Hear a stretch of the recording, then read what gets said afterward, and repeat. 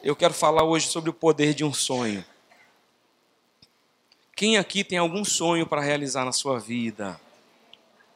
Então quero que você ore por mim, para que eu possa te abençoar.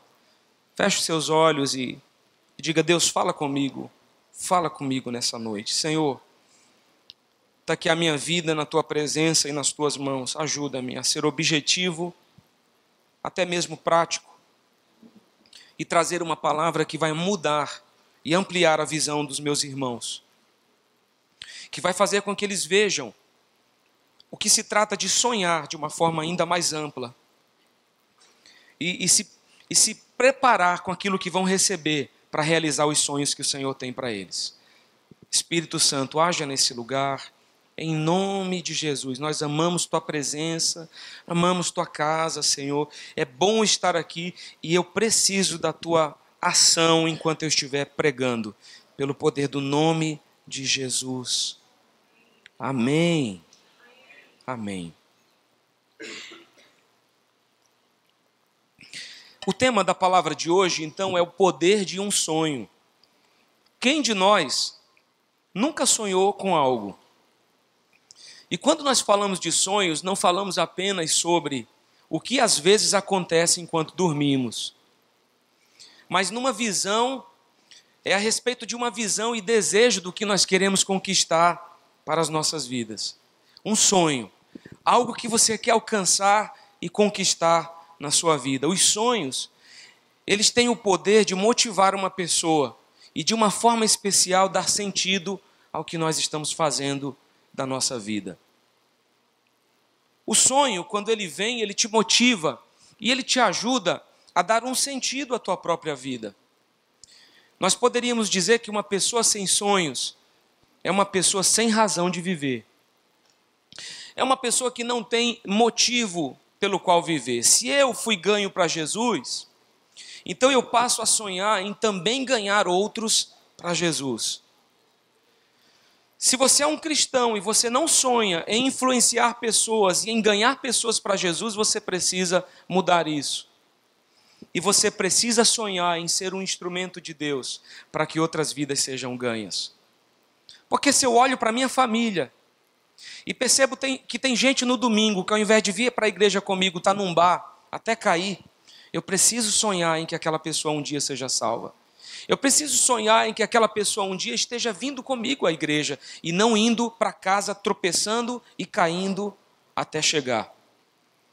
Se eu tenho alguém que eu amo e eu sei que Jesus é o único caminho, a verdade e a vida, e que ninguém vai ao céu, ao Pai, se não for através de Jesus, eu preciso sonhar em falar de Jesus para essa pessoa. Eu preciso sonhar que ao falar de Jesus para ela, ela vai ter a vida dela transformada como eu tive a minha.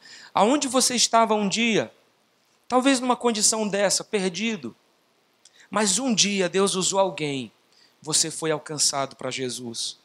Então você começa a sonhar, especialmente em relação às pessoas que você ama. Eu quero meus filhos servindo a Deus. Minha esposa, marido, meus irmãos, eu quero minha família servindo a Deus. É um sonho. Josué disse: eu e a minha casa serviremos ao Senhor. Eu sonho em ver toda a minha família ganha para Jesus. Uma pessoa sonhadora é uma pessoa desafiada. Sonhar nos motiva a novos desafios. Agora, tem gente que está subdesafiada na vida. O que é, pastor, ser alguém subdesafiado? É alguém que está fazendo menos do que poderia. Sua capacidade é maior do que aquilo que você está fazendo hoje. Por isso, talvez sua vida seja um tédio. Seja uma vida apática, uma vida parada. Porque a tua vida te exige pouco, você tem uma vida subdesafiada, abaixo do que você tem potencial para fazer. Você poderia estar fazendo muito mais, mas você está se acomodando a fazer menos do que você poderia. E ninguém aguenta viver uma vida inteira num padrão de subdesafio. Nós precisamos ser levados a sermos adequadamente desafiados. Mais do que isso, não perigosamente desafiados, mas adequadamente desafiados um pouco mais para cima. Você é mais desafiado. Eu vou te dar um exemplo disso. Neemias, copeiro do rei Artaxerxes. Um copeiro. Alguém que trabalhava no palácio servindo o rei. Trazendo a comida, trazendo o vinho, trazendo a bebida do rei e dos seus convidados. Só que Neemias, ele era um copeiro real. Isso já muda tudo. Por quê? Ele não era um simples copeiro, ele era o copeiro do rei. Sabe o que o copeiro do rei tinha que fazer? Todas as vezes que serviam a comida e o vinho do rei, ele tinha que comer antes e beber. Por quê? Porque podia estar envenenado. Todas as refeições, Neemias arriscava a própria vida, porque ele precisava beber aquilo que o rei iria beber. E se ele morre, ele livrava o rei. Então ele tinha que fazer um teste, e ele, nesse teste, arriscava a própria vida. Isso não é desafiador? Mas não bastou para ele.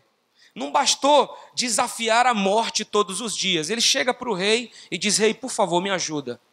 Eu tenho um desejo. Eu quero reconstruir os muros de Jerusalém. Eu preciso que você me ajude com isso. Me dê um salvo-conduto para que eu passe e chegue até lá. Me ajude. E o rei Artaxerxes então abençoa Neemias. E contra pessoas da sua própria, vamos dizer assim, nacionalidade. Pessoas que eram seus conterrâneos, eram contra ele. O caluniaram, mentiram a respeito dele, não ajudaram como ele precisava. Mas contra tudo isso, ele manteve o seu sonho vivo. Ele foi desafiado para cima. E ele reconstruiu as muralhas de Jerusalém. Eu penso em Noé. Deus disse para ele: quero que você construa uma arca, porque vai ter um dilúvio. As águas vão encher a terra.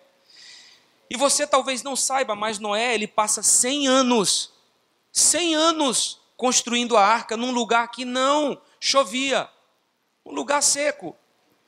E as pessoas diziam para ele: você está louco? Você não está vendo que não chove? Como é que você está construindo um barco? Porque as águas vão vir e vão afundar o mundo.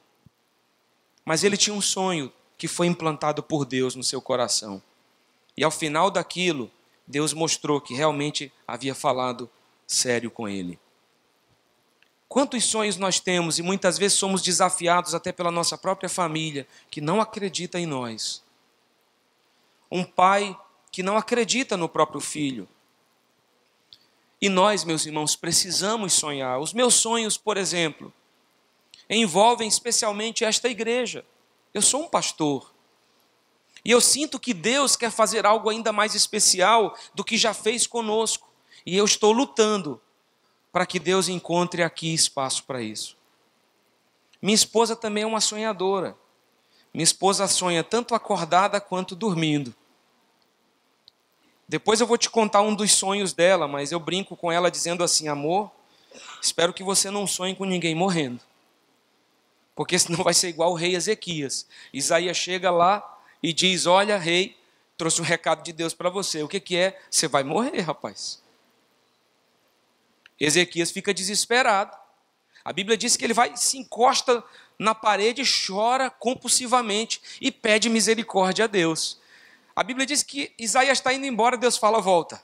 Ele volta e diz assim: olha, por causa do teu clamor, eu vou acrescentar mais 15 anos à tua vida. Deus está acrescentando. Então, se minha esposa sonhar que você está morrendo, irmão, vai chorar igual a Ezequias. E quando ela diz para mim, sonhei, eu digo: meu Jesus, o coração bate até forte. Uma pessoa sem sonhos é uma pessoa com dificuldades para viver. Por que eu tenho que levantar da cama hoje? Na segunda-feira. Por que eu tenho que trabalhar? Ninguém pode trabalhar só pelo dinheiro. Quem é que trabalha só pelo dinheiro? Você trabalha por quê? Porque você quer ter uma boa condição para dar aos teus filhos. Você trabalha por eles. Você trabalha para um dia pagar para eles uma faculdade. Você trabalha para pagar para eles um plano de saúde. Você trabalha para levar seus filhos para passear. Você trabalha para dar qualidade de vida à tua família. Para construir algo que você vai deixar para as próximas gerações. Você não trabalha só pelo dinheiro. Você trabalha por uma causa. O dinheiro é uma consequência dessa causa. Mas alguém que não sonha, ele pode se perguntar: por que eu preciso viver? Por que eu preciso comer? Por que eu tenho que continuar vivendo? Uma pessoa que tira a própria vida, meus irmãos, é uma pessoa que não pensa mais no futuro. ela quer aliviar o seu sofrimento. Se você já perdeu alguém assim, você sabe do que eu estou falando. É difícil. Mas quando alguém chega ao ponto de tirar a sua própria vida, na verdade, ele não está mais sonhando, ele não tem pensamentos para o futuro, ele não está mais se projetando, ele quer aliviar a sua dor e o seu sofrimento. E tem muitas pessoas hoje que estão perguntando para si mesmas e para Deus, por que eu tenho que continuar vivendo? Porque não sonham mais. Não tem mais sonhos. Então, sonhar não é um luxo para alguns poucos. Sonhar é uma parte vital e extremamente necessária para o bem-estar do ser humano. Um ser humano que não sonha, ele não vai ter uma boa qualidade de vida. Cada um também sonha de acordo com a sua perspectiva pessoal. Presta atenção nisso. Com o que o povo hebreu sonhava quando estava escravizado no Egito? Pelo que eles oravam? Pelo quê? Pode falar, gente. Liberdade. Eles eram escravos, então sonhavam em ser livres. Com o que sonhava a mulher que tinha aquela hemorragia durante anos da vida dela e havia gastado todo o seu dinheiro com médico e sem ser curada? Com o que ela sonhava? Com ser curada, com a saúde dela. Nós sonhamos de acordo com a nossa perspectiva. Irmão, presta atenção nisso. Se você é uma pessoa desafinada, até o último tom que existe, não sonhe em ser cantor. Porque eu nunca vi alguém ser curado de desafinação. Ah, Deus é bom. Dormi desafinado, acordei e cantou de ópera. Não existe isso, irmão. Ou você nasceu com algo que você pode aprimorar, ou você não nasceu para cantar. Então sonhe em tocar. Sonhe em tocar um instrumento. Mas entenda que você precisa ter sonhos dentro da tua perspectiva, dentro do que Deus quer fazer na sua vida. E eu repito, se você é desafinado demais, com certeza Deus não te fez para ser um cantor. Mas de repente você vai ser um pregador. Se você não sabe falar, então sonhe em fazer algo diferente para Deus. Não é bom quando a gente é bem recebido na porta da igreja? Que o Fábio está lá e diz, ô irmão, posso te dar um abraço? Quem já foi abraçado pelo Fábio? Posso te dar um abraço? Aí ele te dá um abraço, ele te encontra de novo e diz, irmão, um só não dá para ser mais um abraço? E ele fica nesse negócio até todo mundo ir embora. Mas não é bom você receber alguém assim tão bem? Tem gente que tem essa graça. Então, procure sonhar também dentro daquilo que é um indício do que Deus tem para a sua vida. Com que sonha um menino que não pode andar? Provavelmente ele sonha em correr. Ele sonha em caminhar, ele sonha em brincar de pique-esconde.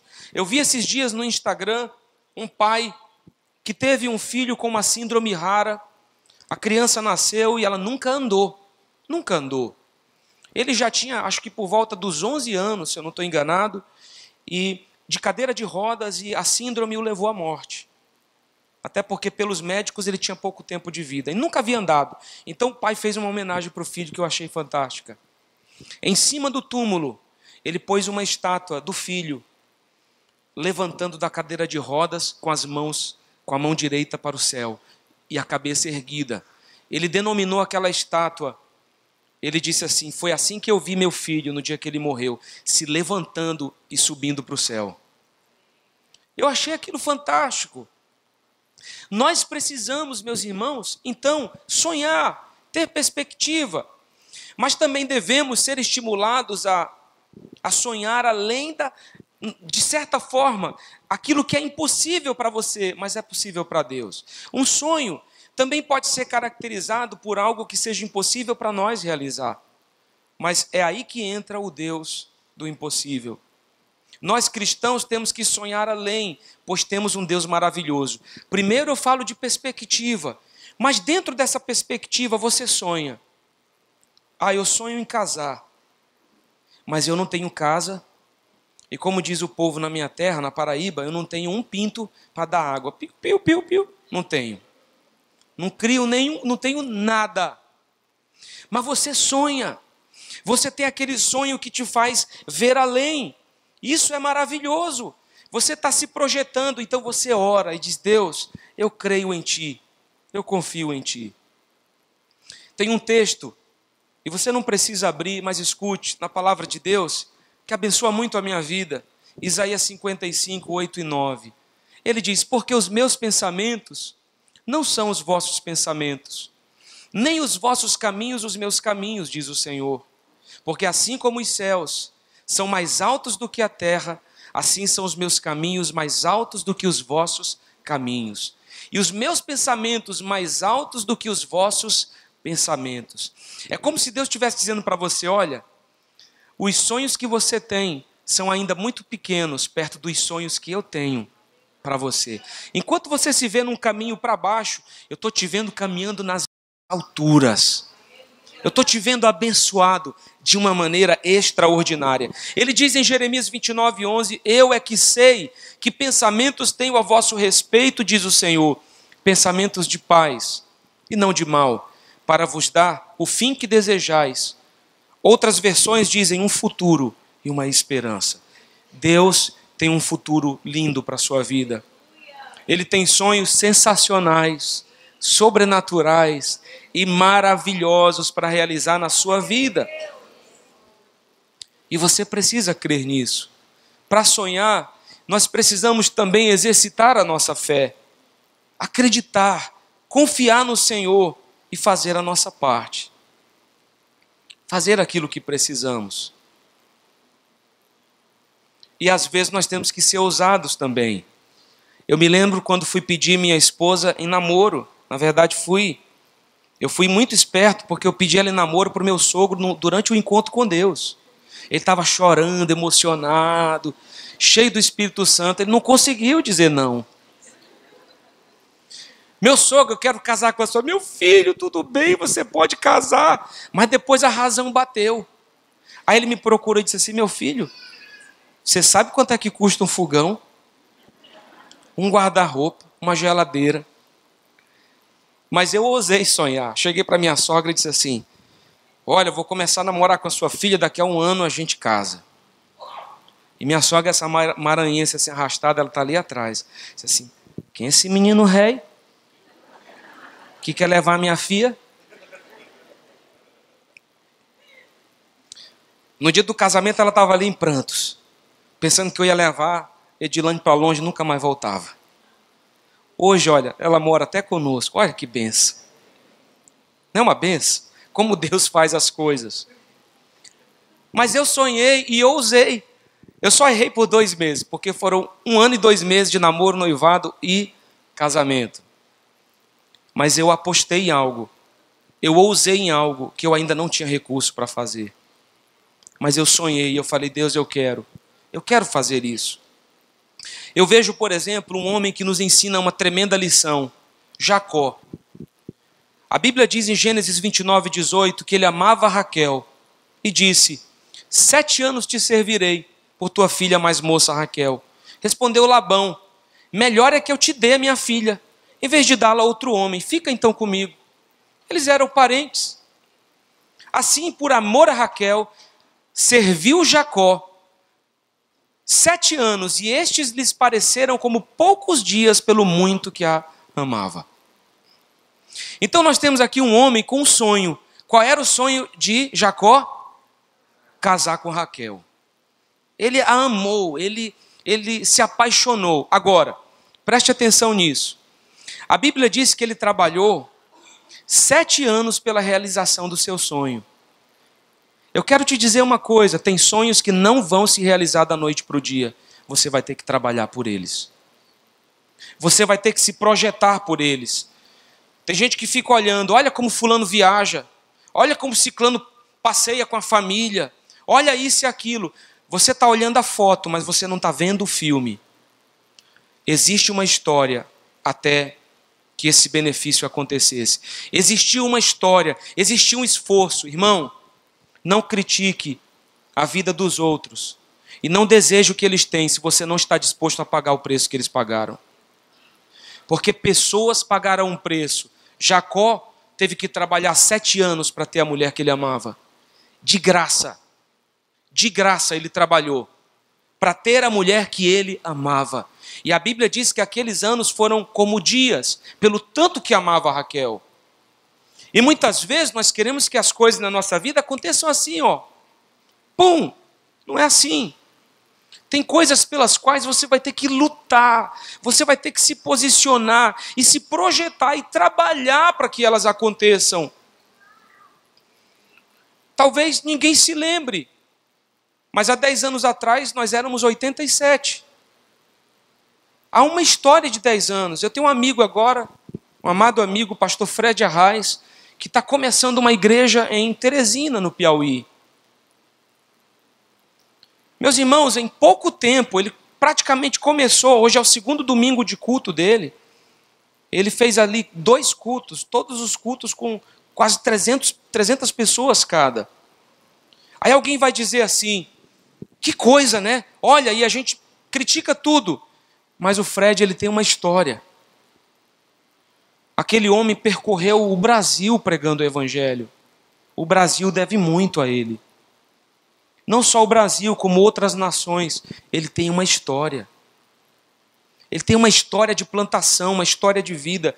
Qual é a história que você está construindo para que você realize os sonhos que você deseja?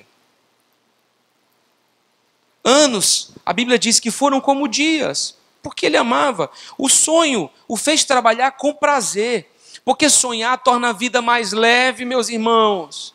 Quem não sonha tem a tendência de focar no problema. Quando eu sonhei em casar com a minha esposa, eu não me lembrei que eu tinha que ter fogão para casar. Tá? Mas como é que a gente faz comida se não tem aonde fazer a comida?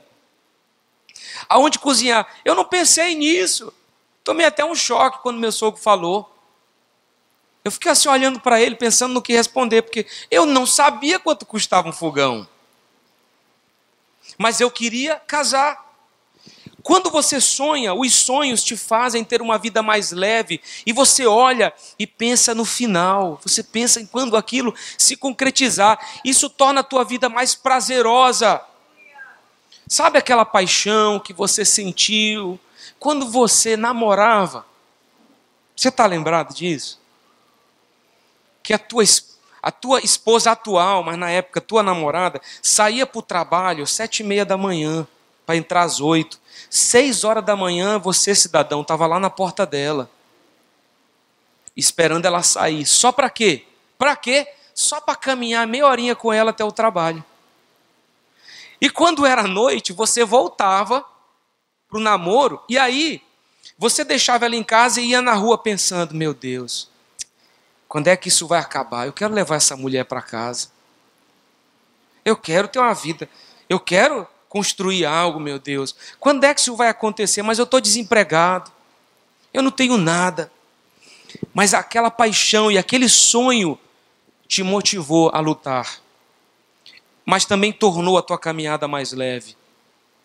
O trabalho que fazemos se torna prazeroso. Eu imagino Jacó pensando, às vezes, está difícil. Acordar 4 da manhã para tirar leite da vaca. Trabalhando de graça, acordando 4 da manhã para ir para o curral, pentear o cavalo. Botar comida no coxo, água, na gamela. Vocês já ouviram essa palavra? É do dicionário da minha sogra. Botar comida na gamela. Ela tem essas palavras assim, fantásticas, eu acho fantástico. A gente fica rindo horas lá em casa. Então, Deus, está difícil esse negócio de acordar de madrugada para cuidar dos bois de Labão. Mas aí de repente vinha aquele pensamento, peraí, estou fazendo isso por Raquel. Raquel é tão bonita. Raquel vai ser uma excelente esposa. E aquilo fazia com que ele recuperasse o ânimo, o sonho. Então o trabalho que nós fazemos, ele torna a nossa vida um pouco mais leve e prazerosa. As pessoas querem realizar sonhos e isso é saudável. Isso te faz bem. Olha para o irmão do seu lado com um olhar de profeta, diga, meu irmão, você precisa sonhar. Fale mesmo.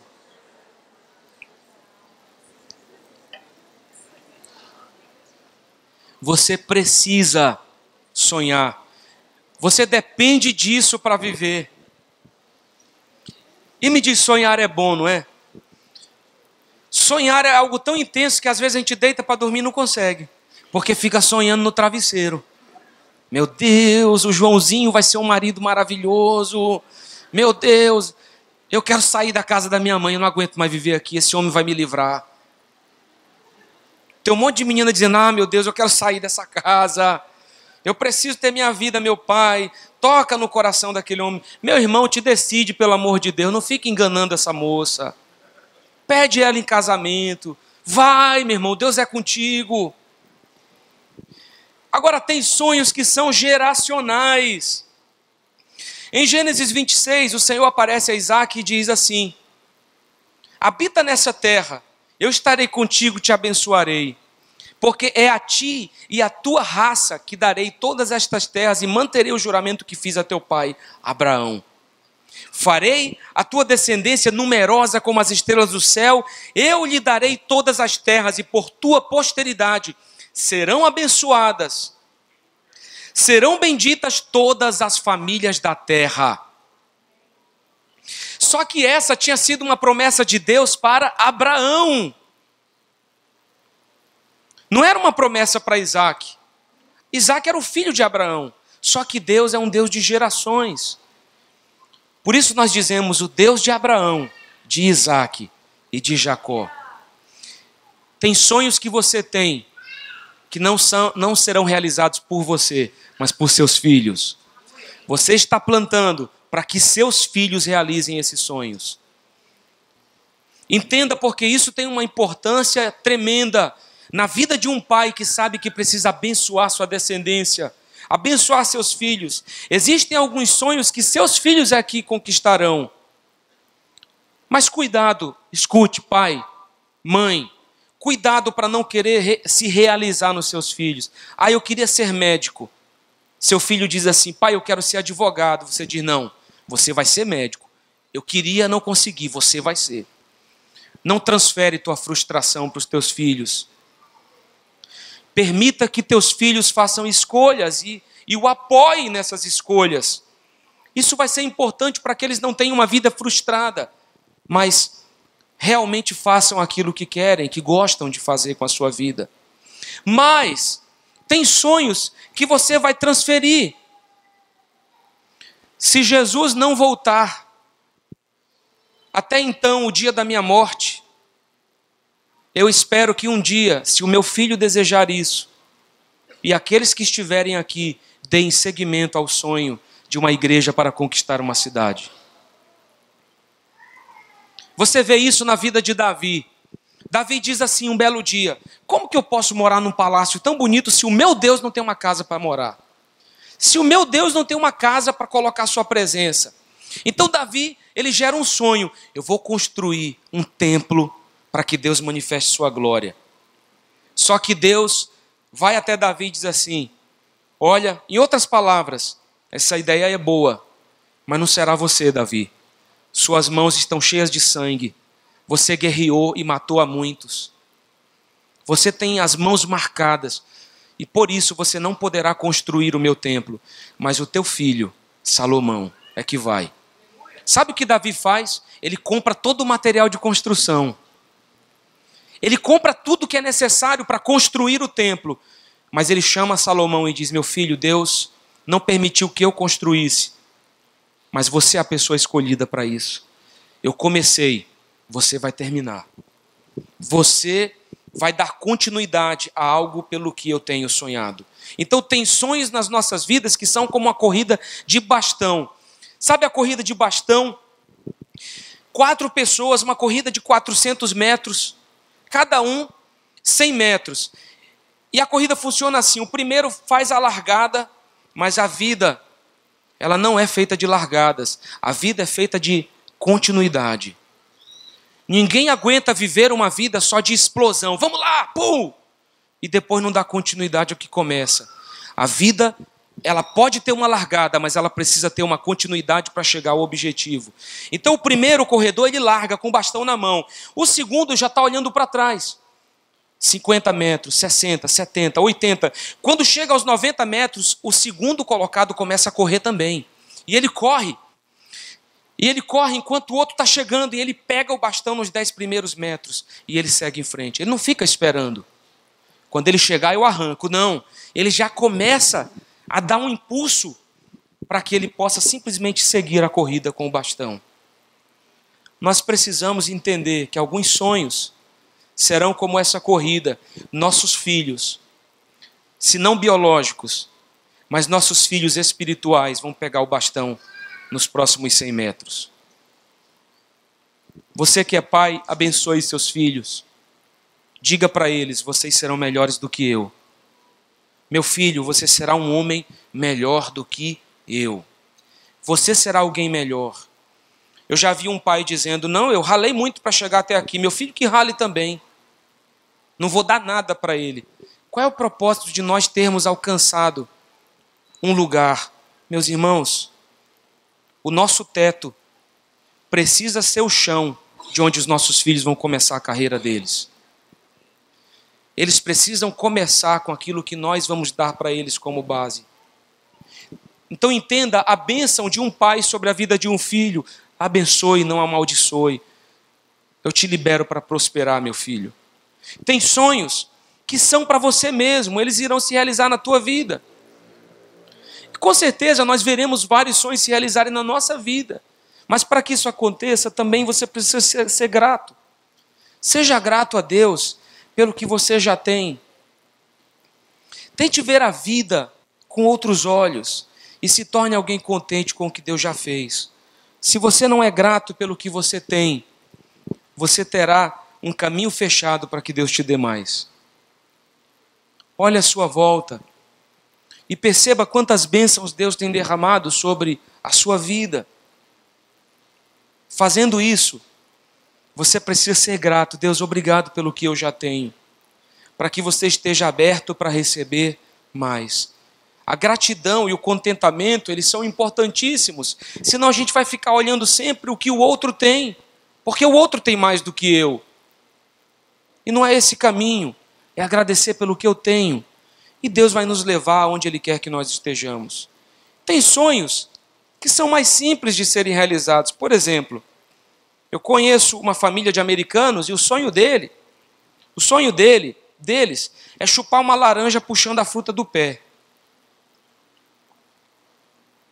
Verdade. É tão sério esse sonho que eles acabaram de comprar passagens para vir para o Brasil.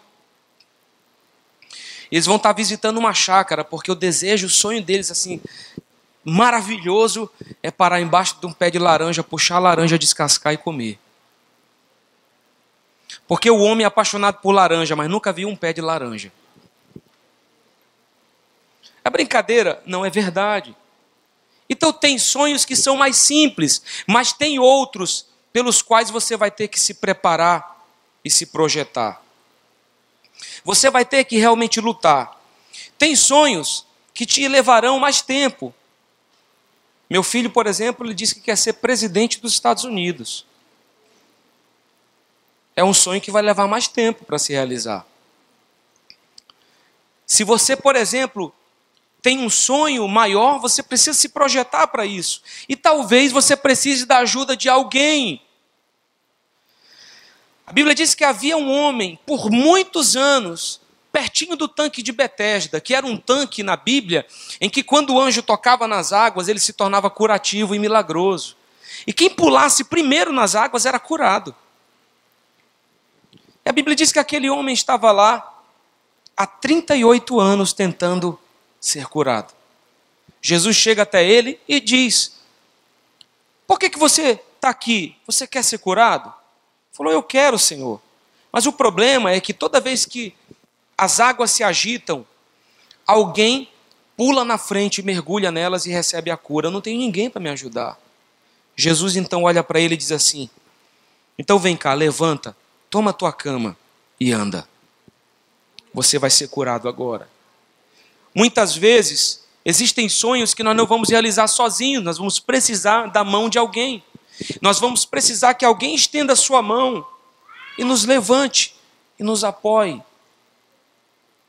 Esse homem sonhava com a sua cura. E ele precisava de alguém que o ajudasse. Jesus fez isso. Tem sonhos pelos quais você vai precisar de Deus.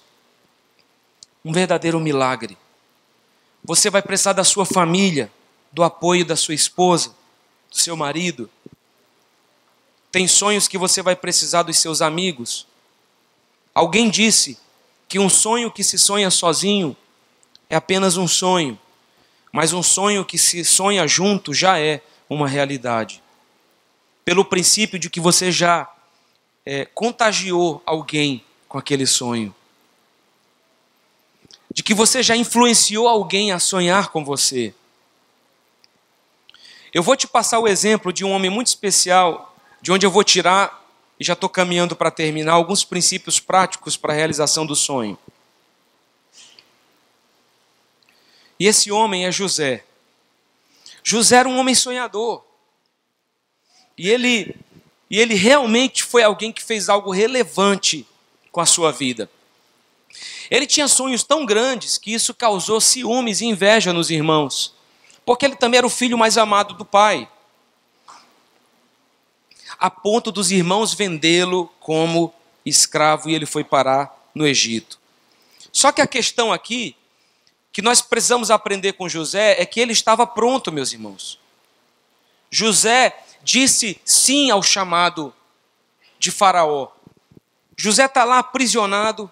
De repente, Faraó também tem um sonho. E ele chama José e diz assim: eu fiquei sabendo que você é uma pessoa que revela sonhos. José, ele estava pronto, diante de tudo que ele viveu na vida dele, pronto e preparado para aquele exato momento. Um homem cuja mão de Deus estava sobre a vida dele. Então, se você quer ser um médico, por exemplo, você precisa ser bom aluno a partir de hoje. Se você quer morar em outro país, você tem que começar a aprender o idioma deles logo. Se matricular numa escola e começar a se preparar.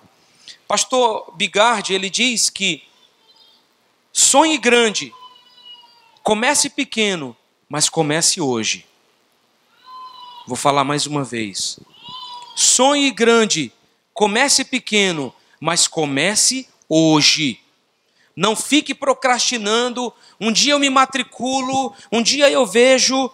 Nós temos uma irmã aqui na igreja, a Karime. Ela está fazendo, acho que é uma especialização, ela é enfermeira. Está fazendo uma especialização em Belém. Ela foi despertada numa das palavras que eu preguei, quando eu disse que tem gente falando assim: eu queria tanto fazer uma faculdade, mas estudar 5 anos é muito tempo. Deixa eu te dizer, os 5 anos vão passar do mesmo jeito, você estudando ou não. Só que daqui a 5 anos você pode dizer: estou me formando. Ou daqui a 5 anos você pode dizer: eu fazer uma faculdade, 5 anos é muito tempo. E você continua na mesma, porque o tempo passa para quem faz e para quem não faz. Mas o tempo é mais generoso para quem faz e para quem se prepara. Comece a fazer alguma coisa hoje. Não deixe o tempo passar. Não procrastine. Aprenda também a depender de Deus. Quando José fala com Faraó, ele diz assim: Faraó, eu posso te ajudar, só que a revelação do sonho não depende de mim, depende do meu Deus. Eu preciso de Deus para revelar esse sonho para você. Como eu disse, precisamos nos projetar. Ele olha para Faraó e diz assim: sabe o que você tem que fazer? Guardar a 5ª parte do alimento que for arrecadado durante esses 7 anos. Porque Faraó tem um sonho e ele revela isso como 7 anos de fartura, 7 anos de escassez. Tão grande escassez que as pessoas esqueceriam de quando tiveram comida. Tamanha seria a fome. E José diz: Faraó, a solução é que você levante homens que colham os cereais e guardem a 5ª parte. José era fantástico. A tal ponto que no tempo da escassez ele não só tinha comida, mas ele enriqueceu o Faraó, porque ele não dava, ele vendia a comida. As pessoas tiveram que vender tudo para poder comer. E Faraó acabou se tornando muito, muito mais rico. Mas ele estava pronto para aquele momento. Ele sabia que precisava depender de Deus e ele estava se posicionando. a ponto de Faraó olhar para ele e dizer: em quem eu encontraria tamanha sabedoria em toda a terra do Egito? Que tenha o espírito do Deus vivo. Quem? Você é a pessoa certa, José. Vou te colocar num ponto em que você só será menor do que eu no meu trono, mas abaixo de mim você vai estar à frente de tudo. Sabe o que eu fiquei pensando em casa?